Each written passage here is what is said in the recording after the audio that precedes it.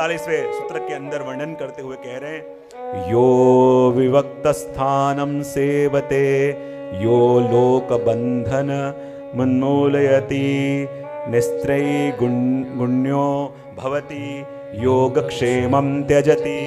यो विविक्तस्थानं सेवते यो लोकं बन्धमुपलयति निस्त्रयी गुण्ये भवति योगक्षेमं त्यजति। हाँ, अब देखो ऐसा विरक्त जीव जो माया को तरना चाहता है, अब उसके उपाय नारद जी बता रहे हैं। सबसे पहले क्या, यो विवक्त स्थानम सेवते, ऐसा कोई जीव है उसे संग के बिना कोई ऐसे एकांत स्थान में रहना चाहिए। अब एकांत स्थान वो कहाँ ढूंढे, या उसे ऐसी कला आ गई है जो भीड़ में भी एकांत में रह सकता है।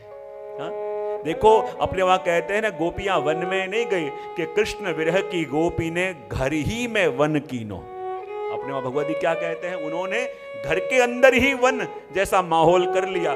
यानी विवक्त स्थानम, यानी जो एक ऐसे स्थान में रह रहा है जो खुद को क्या चाहिए वो जान पाए। क्योंकि भीड़ में रह के इंसान ये भूल जाता है मुझे क्या चाहिए। जिसके लिए भीड़ दौड़ रही है उन्हीं के लक्ष्य को वो अपना लक्ष्य मान बैठता है।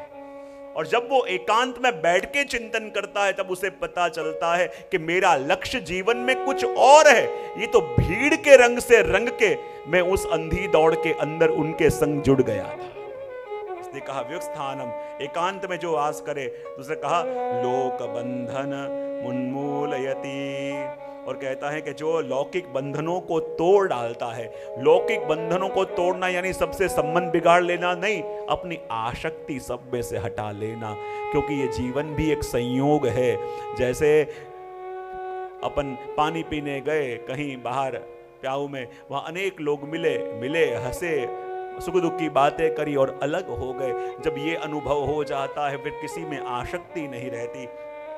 संसार के बंधनों को जो तोड़ ले, फिर कहा निस्त्रयी गुण्यो भवति, यानी तीनों गुणों से जो पर हो जाए। क्योंकि तीन गुणों की तो माया है, और जब तक तीन गुणों के अधीन है तब तक माया के अधीन है।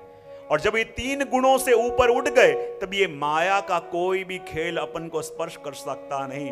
और कहते हैं योगक्षेमम त्यजति, और जिसने योग और क्षेम को भी त्याग दिया है। और योग क्षेम को त्याग देना यानी क्या, योग मैंने कल ही बताया था, योग यानी अप्राप्य वस्तु की प्राप्ति होना, और क्षेम यानी उसको संभालना।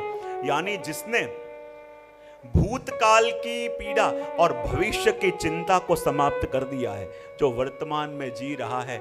क्योंकि योग और क्षेम की चिंता उसको होती है जिसको भविष्य की चिंता है, और जिसके अंदर ये भविष्य की चिंता ही नहीं रही, जो समर्पित हो गया है कि प्रभु जैसे रखें तो मेरे से भी ज्यादा मेरी चिंता मेरे प्रभु को है।